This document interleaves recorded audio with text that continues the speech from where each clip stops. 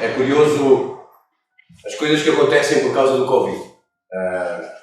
Lá em Coimbra, na igreja onde nós estivemos até dezembro, porque, como o Quinzé estava a dizer, desde o princípio deste ano, nós mudámos novamente para o Norte, depois de 9 anos em Coimbra, trabalhando com as igrejas dos irmãos ali.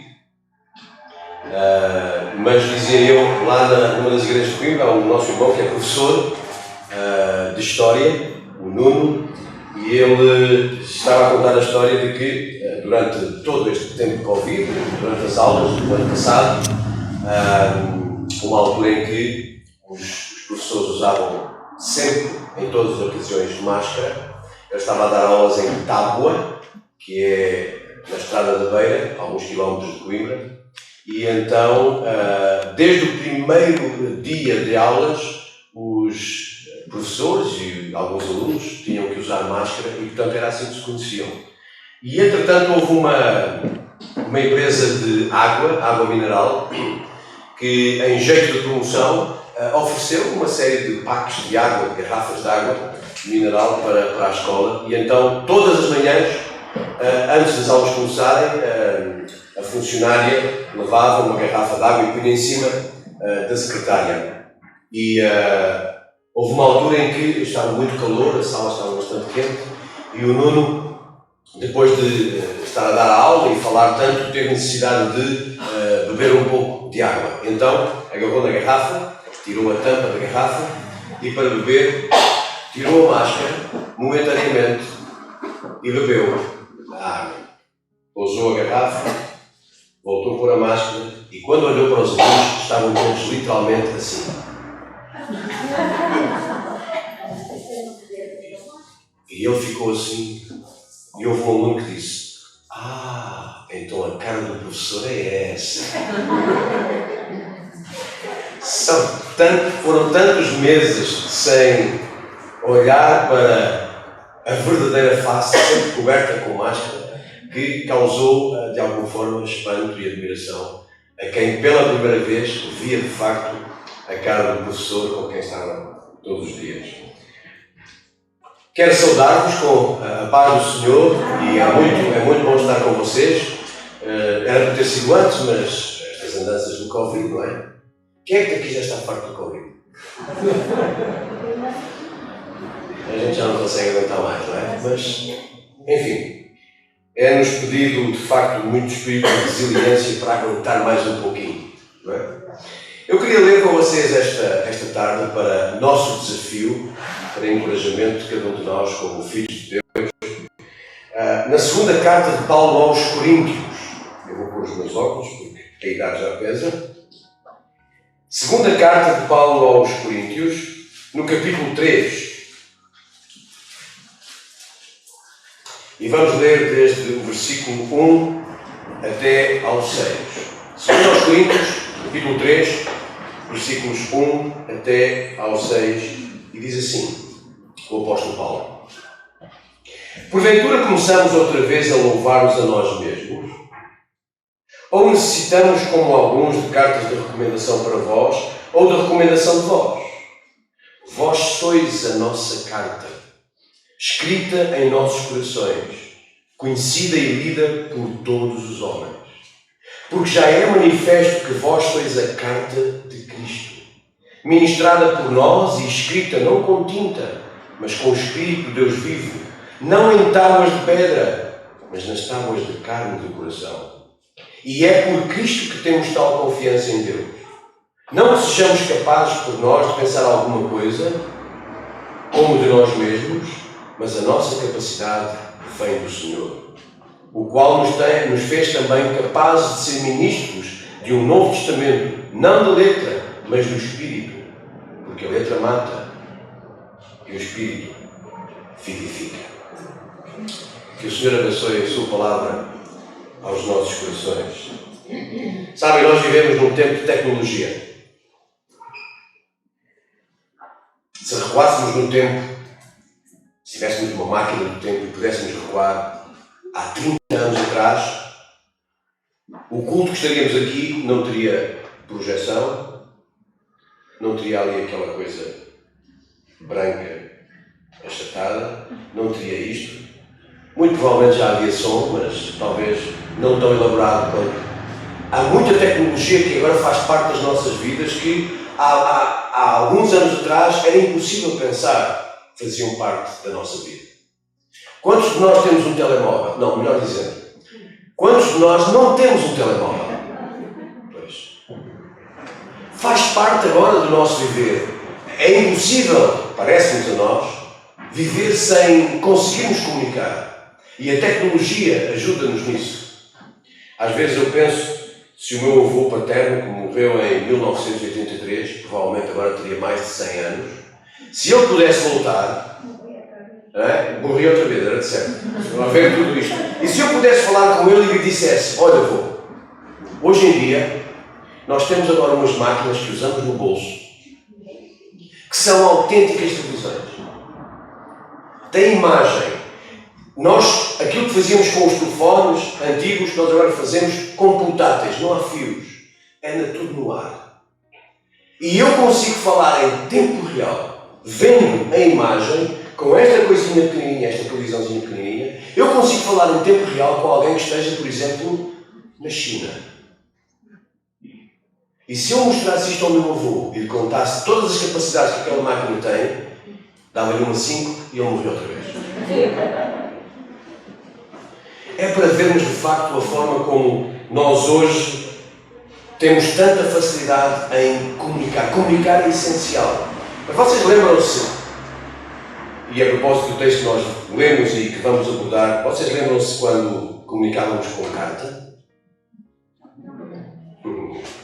Os mais velhos sim, começam a pensar naqueles bons tempos em que escreviam aquelas cartas. Nessa altura, sabem, as pessoas tinham uma caligrafia bonita, bem elaborada. Não é? Hoje, todos nós somos médicos. Ninguém percebe aquilo que nós escrevemos. É tudo gadafunhada. Ninguém percebe aquilo que nós lemos. Mas naquela altura toda a gente tinha uma letra bonita. Dava gosto de ver cartas escritas à mão. Mas agora já não é assim. Mas lembram-se desse tempo? Lembram-se quando nós escrevíamos cartas? Eu lembro-me quando comecei a namorar com a Betinha, não faz muitos anos atrás, há 37 anos atrás, começámos a namorar, estamos casados há 32, fizemos a semana passada, anos de casados, e há 37 anos, quando estávamos longe uns dos outros, sabem que a Betinha é aqui de Vila Nova de Gaia, mais propriamente de Valadares, de lá do Paraíso, mas eu sou mouro, eu sou de Almada. E então, para comunicarmos um com o outro, eram as cartas. E houve alturas em que escrevíamos quase uma carta ou um postal por dia, um ao outro. E era uma desilusão quando sabíamos que o carteiro tinha chegado, íamos à caixa do correio e não víamos nada. O que é que se passa? Havia telefone, cada qual tinha o seu telefone em casa. Mas sabem, lá em minha casa o telefone ficava mesmo ao lado do sofá onde se sentava o meu pai. E sabem que não era para ele ouvir as conversas, não era porque ele estava muito interessado em dizer, em ouvir que eu assim mesmo baixinho dissesse, Betinha, amo-te muito. Ele não estava muito interessado nisso. Sabe o que é que ele estava realmente interessado? Estando perto do telefone, era o tempo que eu demorava. Porque no final, era ele que pagava a conta. E eu tinha que estar sempre atento a isso. Então as cartas eram a nossa escapatória. Eram baratas, os selos, não gostavam muito de escrever e era assim que nós comunicávamos. Houve tempos na Antiguidade e até um pouco na Idade Média que as cartas, mesmo sendo escritas, não havendo correios, eram muitas vezes levadas por mensageiros. E sabe, era uma profissão que se calhar poucos de nós desejávamos ter naquela altura. Porque muitas vezes, dependendo da mensagem que nós levávamos, podíamos ficar sem cabeça. E era algo muito perigoso poder levar uma mensagem de uma carta. Mas era assim que as coisas funcionavam. No tempo do apóstolo Paulo, quando ele escreve esta carta aos Coríntios, ele usa todas estas ideias de que eu falei agora. Para, através de uma figura de linguagem, dizer aos Coríntios uma coisa muito importante, no que diz respeito ao seu testemunho, no que dizia respeito à sua vida cristã, no que dizia respeito a viver o relacionamento que tinham com Cristo. E ele diz que ele próprio, mas também dirigindo-se aos coríntios, ele diz: vocês são a carta de Cristo. Por inerência e porque o texto chegou até aos nossos dias e é válido para cada um de nós, apesar da contextualização daquilo que Paulo escreve, também a palavra de Deus diz a cada um de nós aqui, esta tarde, cada um de nós é uma carta de Cristo. E o que é que uma carta significa? O que é que isso significa sermos cartas de Cristo? Eu queria lembrar, com base no texto que nós lemos, algumas condições. Em específico, 3 condições para sermos boas cartas de Cristo. E este é o meu desafio, o desafio da palavra do Senhor, esta tarde, para cada um de vocês. Em primeiro lugar, a primeira condição para que sejamos uma verdadeira e boa carta de Cristo, ela está nos versículos 2 e 3. Olhem para lá novamente, quando Paulo diz: vós sois a nossa carta, escrita em nossos corações, conhecida e lida, vou repetir, conhecida e lida por todos os homens, porque já é manifesto que vós sois a carta de Cristo, ministrada por nós, escrita, não com tinta, mas com o Espírito de Deus vivo, não em tábuas de pedra, mas nas tábuas da carne do coração. A primeira característica, a primeira condição para sermos boas e verdadeiras cartas de Cristo é que temos que ser cartas abertas. Uma carta só consegue ser lida, ou só pode ser lida, se for aberta. Imaginem que eu recebia uma carta como esta. Não estou interessado, não tem nada, uma carta. Já é pouco comum recebermos tanta correspondência como recebíamos antigamente. Agora, quando querem comunicar connosco, ou mandam um e-mail, ou mandam uma mensagem. Portanto, o papel entrou em desuso. Ainda se vai usando, mas entrou em desuso. Mas antes recebíamos tudo em papel. E se vocês fossem como eu, quando chegasse àquela altura do dia em que íamos à caixa do correio e trazíamos toda a correspondência, e vinha lá um molho de 5 ou 6 cartas, vocês faziam uma clara seleção daquilo que queriam ler, correto? Pelo menos no imediato. Então tiravam a primeira carta: Águas de Gaia. Certamente não deve ser um boletim de boas festas. Eu leio depois. Segunda carta: EDP. Terceira carta: Mel. Quarta carta: Tribunal da Comarca. Epá, não devem ser boas notícias, fica para o fim. Mas se em alguma dessas alturas recebêssemos uma carta endereçada, escrita à mão, de um amigo que estivesse longe, que há muitos anos vivia noutro país, que não víamos há muito tempo, do qual gostávamos de receber notícias para saber como é que estava a família, como estava o trabalho, como estava a vida lá naquele país, essa seria certamente a primeira carta que íamos abrir. Porque estávamos desejosos de saber as notícias daquela pessoa, daquele amigo, daquela família. Mas se por alguma razão estivéssemos apertados de tempo, tivéssemos alguma coisa urgente para fazer naquela altura e disséssemos, mesmo que em surdina: eu quero ler esta carta, mas agora não tenho tempo, mas ela vai ficar aqui em um lugar especial para que, mal eu acabe de fazer aquilo que estou a fazer, que não posso deixar de fazer agora, eu vou ler a carta. E íamos fazer aquilo. Mas sabem como é que é a mente humana, não é? Tão depressa nos lembramos, como tão depressa nos esquecemos. E se calhar só ao final do dia é que iríamos notar que aquela carta que tínhamos posto de lado e que queríamos ler quase de imediato ainda estava lá por ler. O que eu quero dizer, irmãos e irmãs, é isto.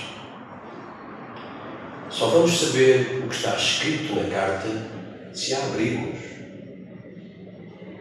Ou seja, se eu receber uma carta deste género, só se eu fizer isto e perceber que há um conteúdo lá dentro para ler, é que eu vou perceber as notícias que ela traz. Nós somos a carta de Cristo. Não podemos ser agentes secretos de Cristo. Não podemos ser cartas fechadas de Cristo. Deixa-me fazer uma pergunta. Os seus vizinhos, aqueles que vivem lá no seu prédio, se você vive num prédio, ou nas casas ao lado, eles sabem que você, a esta hora, em vez de estar na praia ou a passear, está na igreja? Já conversou com eles o suficiente para que eles, de alguma altura, percebam que há alguma coisa diferente em vocês? Que vocês chegam a ser pessoas estranhas, de alguma forma, mas que causam admiração a eles?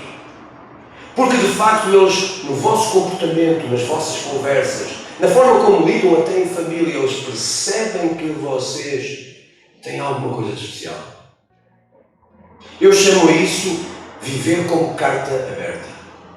Onde a mensagem é lida, onde as pessoas conseguem olhar para a nossa vida, ouvirem as nossas conversas, verem os nossos gestos e atos e perceberem que há alguma coisa que faz a diferença na nossa vida. É disto que Paulo está aqui a falar. Escritas, cartas lidas. Não são cartas que ficam fechadas, são cartas abertas. Abertas às pessoas. Paulo está a falar, acima de tudo, de cartas pessoais. E porquê que são cartas pessoais? Porque Deus é uma pessoa e quer dar-se a conhecer às pessoas. E usa também, nesse processo, pessoas como nós. E é por isso que são cartas abertas e pessoais. Têm que ser cartas abertas e também permanentes. Porquê? Porque a mensagem que Deus escreveu na nossa vida, ela dura para toda a eternidade. A salvação que nós ganhamos, nós não ganhamos nada. Foi o Senhor que ganhou para nós e não nos a ofereceu. Essa salvação que existe em nós e que é o bem mais precioso que nós temos na nossa vida, essa mensagem não muda. Ela continua permanente. A salvação é necessária para todos. É preciso que todos entendam que são pecadores e que necessitam de arrependimento. Que Jesus pagou o preço do nosso pecado na cruz do Calvário. E o que nós temos que fazer é crer de todo o coração. Recebê-lo como o nosso Senhor e o nosso Salvador. Cartas pessoais, cartas permanentes, mas também precisamos ser cartas abertas, públicas.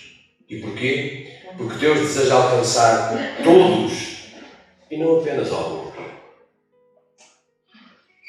Deus diz na sua palavra, quando o apóstolo Paulo escreve a Timóteo, de que deseja que todos os homens venham ao conhecimento da verdade. Nós somos cartas fechadas ou cartas abertas? Pensem. Examine-se cada um em função daquilo que no seu dia-a-dia faz com o Filho de Deus. E avalie se é de facto uma carta aberta com a capacidade de ser lida pelos outros, ou se continuamos cartas fechadas, sem que ninguém saiba quem realmente somos. E mais, acho que isto é muito importante dizer isto, mais importante de sabermos quem somos, é importante saber de quem somos. Nós somos do Senhor. Não somos cartas do Duarte, do Jorge, do Kim, não. Somos cartas de Cristo. E é para Ele que apontamos quando as pessoas conseguem ler as nossas vidas. A segunda condição é que nós temos que ser cartas legíveis. Voltamos à expressão lidas, não é? No versículo 2 diz: vós sois a nossa carta escrita em nossos corações, conhecida e lida por todos os homens. Lida. Ou seja, nós temos que ser cartas abertas, mas temos que também ser cartas legíveis. Se nós recebermos uma carta redigida numa língua desconhecida, por muito que nos esforcemos, nós não temos o conhecimento suficiente para perceber o que está lá escrito. Quem é que daqui percebe arábico? Quem é que daqui, a língua que os árabes falam, quem é que daqui fala malaio? Swahili?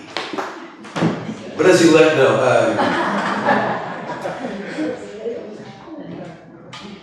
há muitas línguas que se escrevessem nessa língua, nesses dialetos, e nós recebêssemos, seria impossível perceber o que estava lá escrito, porque nós não dominamos, não conhecemos. Podiam estar a escrever tudo e mais alguma coisa que nós não perceberíamos nada. Se recebemos também uma carta com palavras ou letras rasuradas, apagadas ou censuradas ou borratadas, também nós não vamos perceber nada do que está escrito. Nós precisamos ser cartas abertas. Mas precisamos também, quando revelamos de quem somos, deixem-me ilustrar o gesto, nós precisamos ser cartas legíveis. Por exemplo, desta forma. Alguém sabe ler caracteres? Alguém sabe ler caracteres? Eu acho que é assim. Chinês? Sabem, eu conheço algumas pessoas que sabem ler chinês, tiveram alguns anos na China e dizem que é muito, muito interessante. É uma forma completamente diferente de construir palavras e frases daquilo que nós estamos habituados. Mas é para quem sabe.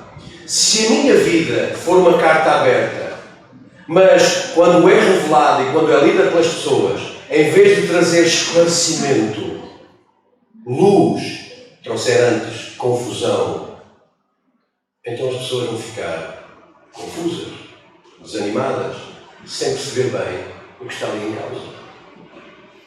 Paulo é claro quando diz que é preciso que estas cartas que nós somos sejam lidas e percebidas pelas pessoas. O testemunho do crente necessita ser legível por parte de quem está ao nosso lado. Se o que fazemos não corresponder ao que dizemos e queremos, a leitura do nosso testemunho será confusa. Eu costumo ilustrar isto também de outra forma. Imaginem que eu, depois do nosso culto aqui, saía para a rua, agarrava no megafone e ia por essas ruas até lá abaixo à praia, depois vinha novamente para cima e aqui por todas as zonas de Canidelo, Coimbrões, eu iria com o megafone por essas ruas fora dizer: eu sou o Filho de Deus. Eu creio em Cristo Jesus como meu Senhor e meu Salvador. Ele é o meu Deus. A palavra de Deus para mim é a autoridade máxima. Eu podia percorrer as ruas todas dizendo isto. E certamente iria despertar a atenção dos moradores e eles viriam às varandas, viriam às janelas, ouvindo isto. Quem é um fulano que está a dizer isto? E eu acredito que muitas pessoas que ouvissem a mim dizer estas coisas iriam provavelmente pensar: tudo isso é muito interessante. Acho muito engraçado tudo isso. Mas isso podem ser só palavras. O que eu quero ver de facto é ações que correspondam a essas palavras. A careta coincidir com a faceta, com a cara. E é isso que nós precisamos muitas vezes como cartas de Cristo. É que aquilo que as pessoas leem na nossa vida corresponde às nossas convicções, à nossa fé e aos nossos valores. Por isso precisamos ser cartas abertas e cartas legíveis, que não confundam, mas que possam trazer esclarecimento, no mínimo curiosidade, às pessoas, para que elas possam ser despertas para o Evangelho também. A última condição para sermos verdadeiras cartas do Senhor está no versículo 5 e no versículo 6. Olhem para lá novamente e diz assim: não que sejamos capazes por nós mesmos de pensar alguma coisa como de nós mesmos, mas a nossa capacidade vem do Senhor, o qual nos fez também capazes de ser ministros de um novo testamento, não da letra, mas do Espírito, porque a letra mata e o Espírito vivifica. Também capazes de ser ministros de um novo testamento. É grande a responsabilidade que nós temos nas nossas mãos e nas nossas vidas, por causa do nosso testemunho. E nós temos que ser cartas abertas, vou repetir, cartas legíveis, mas também temos que ser cartas que, quando são lidas pelas pessoas, tragam boas notícias. As pessoas estão cansadas de más notícias. E é preciso que aquilo que leem na nossa vida sejam boas notícias. Porque Deus amou o mundo de tal maneira que deu o seu Filho unigênito para que todo aquele que nele crê não pereça, mas tenha a vida eterna. É claro que o Senhor não esconde as más notícias. O Senhor, ao inspirar homens que escreveram a sua palavra, Ele poderia muito bem omitir aquilo que era mais desagradável e apenas registrar aquilo que é bom e agradável. Mas sabem, o Senhor, que exige de nós transparência, integridade, Ele próprio começa por ser íntegro e Ele não esconde as más notícias. Um exemplo disso é Romanos 6, 23. Conhecem? Porque o salário do pecado é a morte. Isto é uma má notícia. Quem gosta de ouvir isto? Ninguém gosta de ouvir que é um pecador, que o pecado é uma realidade na sua vida, por muito tempo.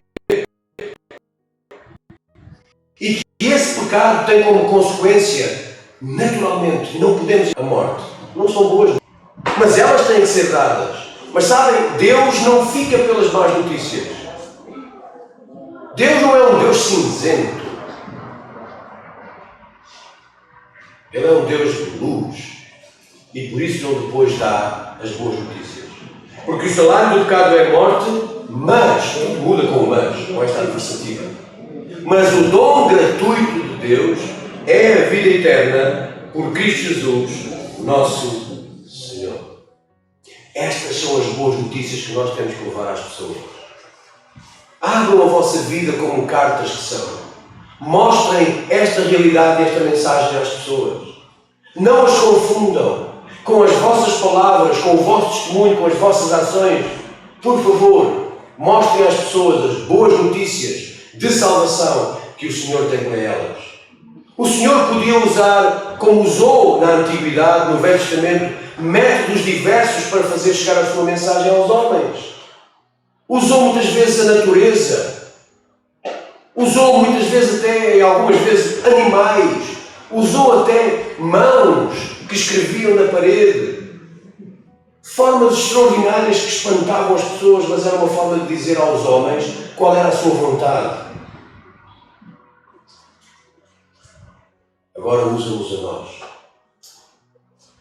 É verdade, falíveis, fracos, também pecadores, mas o Senhor usa cada um de nós, quer usar cada um de nós como vasos, utensílios de bênção para trazer uma mensagem de salvação àqueles que estão à nossa volta. Mas para isso precisamos ser cartas abertas, legíveis e com boas notícias. Somos cartas de Cristo. Muitas pessoas à nossa volta só serão despertadas para a mensagem do Evangelho por aquilo que conseguirem ler através da nossa vida. É um lugar comum dizer isto, vocês já ouviram muitas vezes. Mas sabem, há muitas pessoas que a única Bíblia que realmente vão ler durante toda a sua vida é a nossa vida. Eles até têm lá algumas Bíblias em casa. São capazes de vos dizer, tenho lá uma Bíblia, comprei no Reader's Digest há muitos anos atrás. Tem uma lombada, uma encadernação espetacular. Aquilo é uma relíquia. E se nós pudermos ir à casa dessas pessoas e olhar para aquela Bíblia, está cheia de pó. É uma relíquia. Está ali como um artigo de decoração. A única Bíblia que de facto muitas pessoas vão ler durante toda a sua vida é a nossa vida. Quando nos cruzamos com eles. E por isso temos que ser cartas abertas, legíveis e com boas notícias. A vocação para a qual fomos chamados não se compadece em sermos agentes secretos. Em vez disso, temos que ser embaixadores do Rei. Sem receios e identificando-nos claramente com aquele a quem servimos e de quem somos carta, o Senhor Jesus Cristo. Que notícias leem as pessoas na nossa vida? Somos cartas de Cristo. Que o Senhor nos possa desafiar constantemente a que as pessoas possam olhar para nós e ler muito claramente a mensagem que o Senhor lhes quer transmitir. Qual é essa mensagem? Eu amo-te e dei a minha vida por ti. Que o Senhor os abençoe.